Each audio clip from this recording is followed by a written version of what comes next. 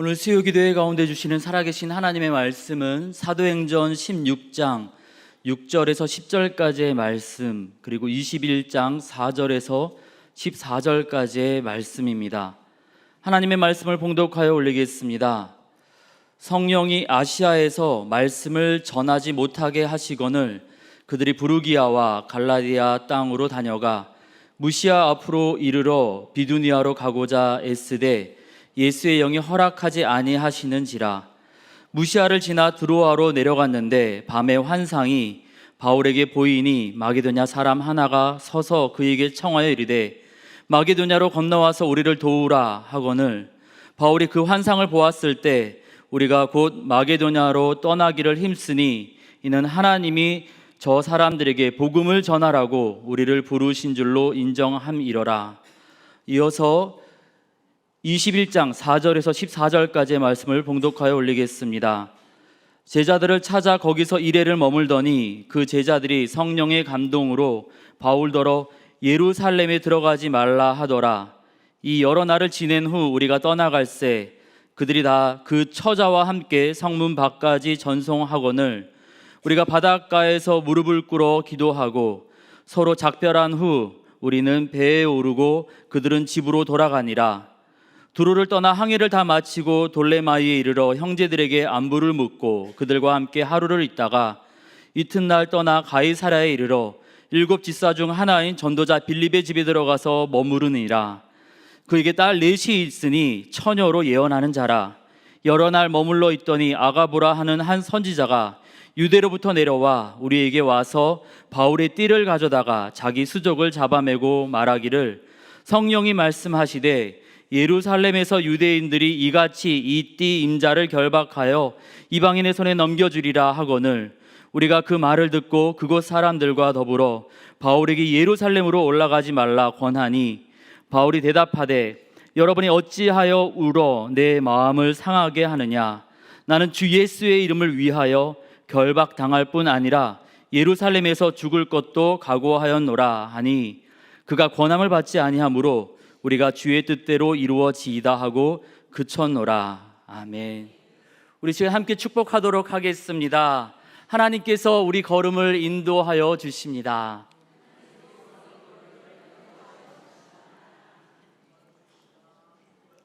그렇습니다. 하나님께서 우리의 걸음을 인도해 주십니다. 하나님은 택한 백성의 걸음을 선하고 바른 길로 인도해 주셨습니다. 이스라엘 백성이 광야 여정 가운데 있을 때 불기둥과 구름기둥으로 그 길을 평탄하게 인도해 주셨습니다. 공동체뿐만이 아닙니다. 개인의 걸음도 선하게 인도해 주셨습니다. 다윗이 사무엘상 29장에 보니까 이 사울 왕의 핍박을 피해서 블레셋에 도망가 있었거든요. 그런데 블레셋과 이스라엘 사이에 전쟁이 났습니다. 전쟁에 참여하려고 하고 있었는데 블레셋 왕 아기스를 통해서 다윗의 참전을 하나님께서 막으십니다. 나중에 이스라엘의 왕이 되어야 할 사람이 이스라엘 백성을 해치면 안 되잖아요. 여기서 끝나지 않습니다. 사무엘상 30장에 보니까요, 다윗이 거했던 성읍을 아말렉 족속이 공격해서 가족들을 다 납치해 갔습니다. 두려움 가운데 기도하는데 우리 주님 뭐라 말씀하십니까? 쫓아가라. 반드시 따라잡고 도로 찾으리라. 그리고요, 말씀을 더 살펴보니까 다 찾았습니다. 약속하신 대로 다 찾았다. 성경은 기록하고 있습니다. 우리 하나님 참 좋으시죠? 그래서 다윗이 이렇게 시편 23편에서 고백합니다.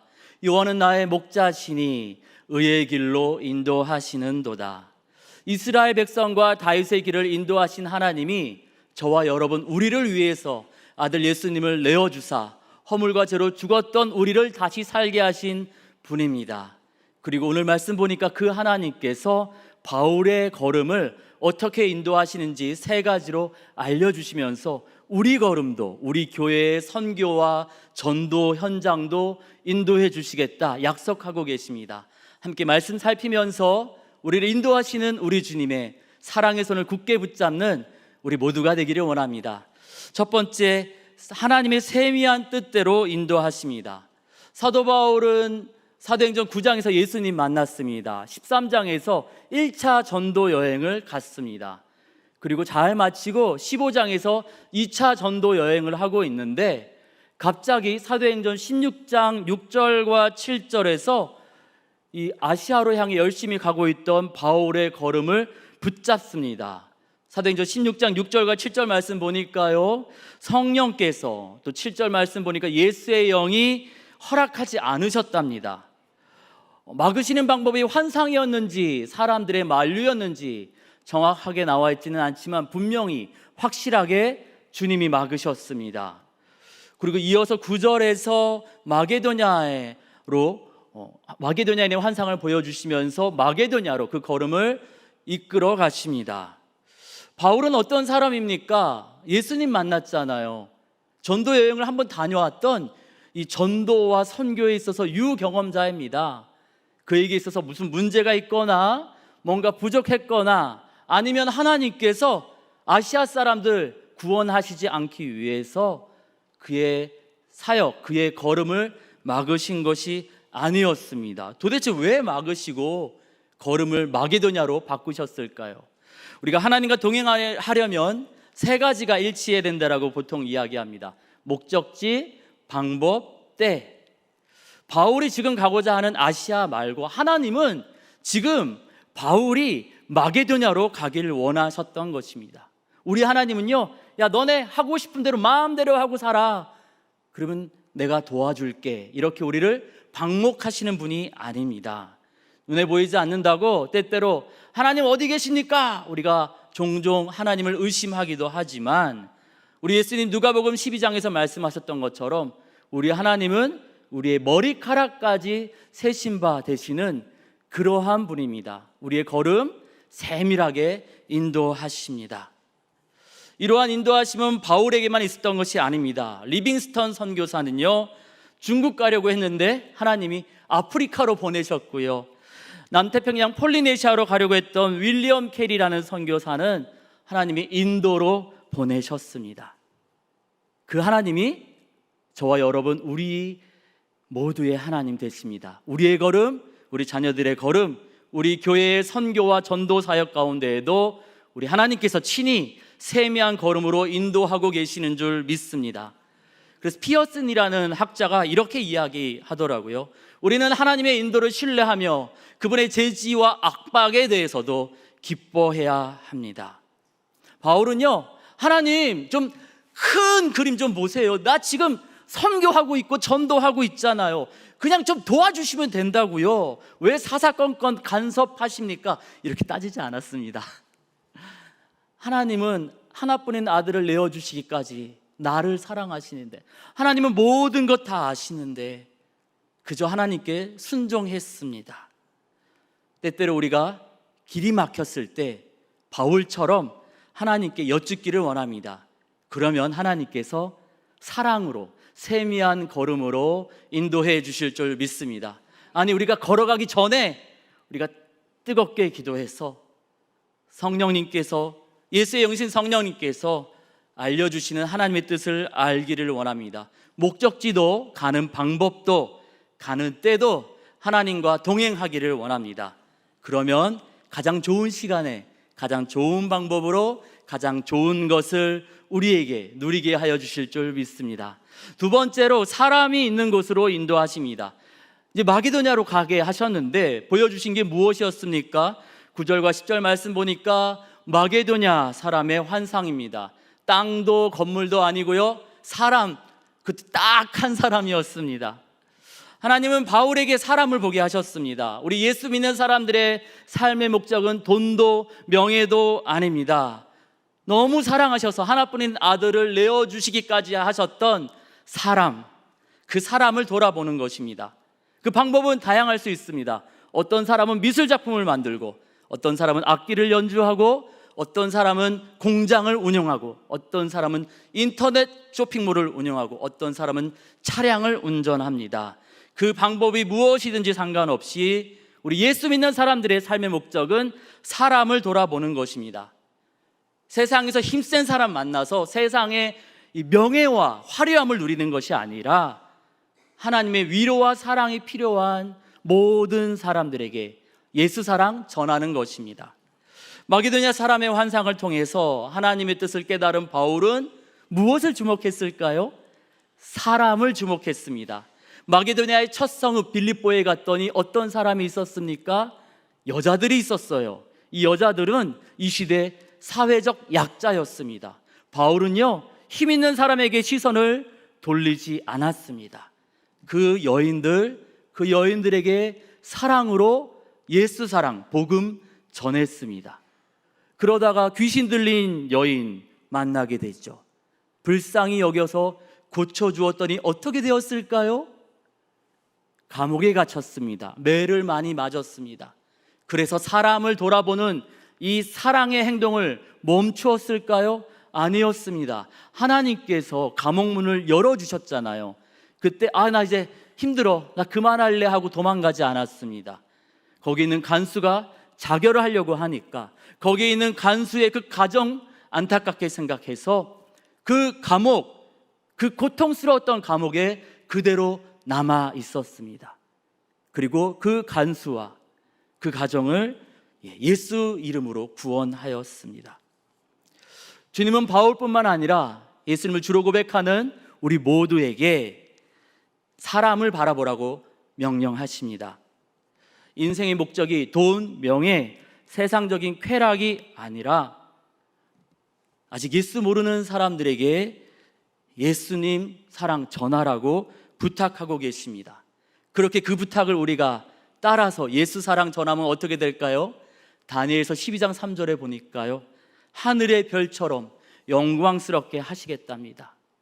이렇게 하늘의 별처럼 영광스럽게 하신 사람 중에 한 사람이 우리나라에 일제강점기 때 찾아왔었던 독일계 미국인 간호사 서서평 선교사가 있습니다. 사람에게만 초점을 맞췄습니다. 이 조선 땅 거리를 나가봤더니 고아들이 너무 많은 거예요. 보이는 대로 자녀로 입양했습니다. 특별히 한센병, 나병 환자들의 자녀들이 막 버려져 있었습니다. 친부모도 버렸던 그 아이들 양녀로 삼았습니다. 그 시대에 여자들한테 이름을 안 붙였답니다. 크면은 큰 년이 본인에게 이름 안 붙이고 그 자녀의 이름으로 그 여자를 부른 거예요. 개똥이 나왔으니까 이름을 개똥어멈. 너무 안타깝게 생각해서 한글로 독일계 미국인 간호사가 우리나라의 여성들에게 이름을 붙여주었습니다. 그를 몰라서 억울한 일 너무 당하니까 너무 속상해서 가정집에다가 불러다 놓고 학교를 시작했는데 이것이 광주 이일학교고요. 이 학교가 어떻게 된지 아십니까? 4년제 한일장신대학교가 되었습니다. 그렇게 예수 사랑, 사람들 바라보면서 예수 사랑 전하다가 건강이 약해져서 1934년 하나님 품에 안겼습니다. 광주에서 장례식을 치르는데요, 교회 성도들만 모인 게 아니라 이분 분명히 선교사로 왔거든요. 예수 사랑만 전했거든요. 그런데 불교 신자, 광주에 있는 모든 사람들이 모여서 어머니 울면서 장례를 치렀다고 합니다. 미국 남장로교회 해외 선교부에서 지나온 선교 역사를 되돌아보면서 가장 위대한 선교사 7명을 선정했는데 한국에 파송된 선교사 가운데 유일하게 서서평 선교사가 선정되었습니다. 거기서 끝이 아닙니다. 2012년 광주에서 이 서서평 선교사 내한 100주년을 기념해서 감사 예배를 드렸는데 몇 명이 모였는지 아십니까? 1000명 이상이 모였습니다. 천국에서 하나님은 서서평 선교사를 더 영광스럽게 높이고 계시는 줄 믿습니다. 바라기는요, 우리 모두가 바울처럼 서서평 선교사처럼, 아니 우리 예수님처럼 우리의 시선이 사람을 바라보기를 원합니다. 그 사람들에게 다른 것, 세상 자랑 말고 오직 예수 사랑 전하는 우리 모두가 되기를 원합니다. 세 번째로 주 예수의 이름을 위하여 고난을 감당할 수 있도록 인도하셨습니다. 성령께서 깨닫게 하셨고 친히 인도하셔서 그렇게 예수 사랑 전하고 또 예수 사랑 전하려고 예루살렘을 향해 가고 있었는데 21장에 보니까 2번에 걸쳐서 사람들이 성령의 감동하심으로 바울을 말리고 있습니다. 첫 번째는 4절에서 이 제자들이 말렸고요, 두 번째는 10절에서 12절까지 아가보와 그곳에 있는 사람들이 막 말리고 있었습니다. 언뜻 보기에는 이 바울이 갑자기 성령의 이 깨닫게 하심을 거절하는 것처럼 보이기도 하는데요, 이 앞장 20장에 보니까 이미 성령께서 바울에게 다 이야기하셨더라고요. 20장 22절에서 24절까지 제가 읽어드리겠습니다. 보라, 이제 나는 성령에 매여 예루살렘으로 가는데 거기서 무슨 일을 당할는지 나는 알지 못하노라. 오직 성령이 각성에서 내게 증언하여 결박과 환난이 나를 기다린다 하시나 내가 달려갈 길과 주 예수께 받은 사명 곧 하나님의 은혜의 복음을 증언하는 일을 마치려 하면은 나의 생명조차 조금도 귀한 것으로 여기지 아니하노라. 22절에 보니까 성령께서 예루살렘 가라 하셨고, 23절 보니까 고난이 있을 거다. 24절에 보니까 내 생명보다 귀한 예수 이름 위에서 나는 가겠노라 이야기하고 있습니다. 바울은 알고 있었습니다. 왜요? 성령께서 알려주셨으니까요. 다 알고 성령께서 인도하시는데, 아니 그러면 21장 4절과 10절에서 12절까지의 내용은 어떻게 된 것입니까? 10절에서 12절까지 내용을 자세하게 살펴보면요, 아가보는 바울이 고난을 당할 것이다 까지만 예언합니다. 그런데 바울을 아끼는 사람들이 바울 힘들까봐 가지 말라고 말린 겁니다. 4절은 어떻게 이해해야 될까요? 신약학자들이 이것을 막 연구해 보니까 두 개의 문장이 하나로 연결된 거랍니다. 누가가 이 두 문장을 하나로 압축해서 쓰다 보니까 번역되면서 마치 성령께서 가지 말라고 이렇게 기록된 것처럼 읽혀지는데, 성령의 감동하심으로 깨달은 다음에 이 바울이 당할 고난을 생각하고 제자들이 말렸다라는 것입니다. 20장과 21장에서 하나님은 성령을 통하여서 바울에게 예루살렘 가면 고난이 있다 알려주셨습니다. 그래서 예루살렘 고난이 많으니까 가지 말라는 겁니까? 고난이 있어도 가랍니다. 그런데 왜 반복해서 야 고난이 있을 거야, 고난이 있다니까 하고 계속 말씀하시는 건가요? 기도하라는 거죠. 감당할 수 있도록 기도하라는 겁니다. 바울이 그 길을 갈 수 있었던 이유를 21장 13절에서 바울이 이렇게 말합니다. 주 예수의 이름을 위하여 죽을 것도 각오하였노라. 아니 예수님이 도대체 누구이시길래 바울은 예수님 때문에 죽는 것도 각오했다 말하는 것일까요? 바울에게 예수님은 어떤 분입니까? 허물과 죄로 죽었던 자기 자신을 십자가에서 구원하신 분입니다. 에베소서 2장에 그렇게 나오지요. 바울은 자신의 소망을 어디에 두었습니까? 땅이 아니라 하나님 나라, 하늘나라에 두었다라고 빌립보서 3장에 이야기하고 있습니다. 바울은 무엇을 기대했습니까?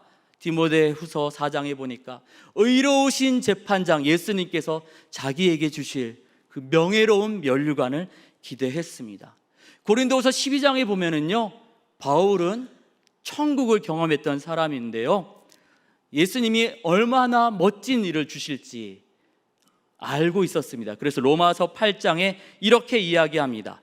현재의 고난은 장차 우리에게 나타날 영광과 비교할 수 없느니라. 이 놀라운 진리를 누가 알려주셨을까요? 하나님께서 알려주셨습니다. 그래서 바울이 13절에서 이렇게 외칩니다. 주 예수를 위하여 죽을 것도 각오하였노라. 그리고 5절과 14절 말씀 보니까 말리던 사람들이 바울이 사역 잘 감당하도록 기도해 줍니다.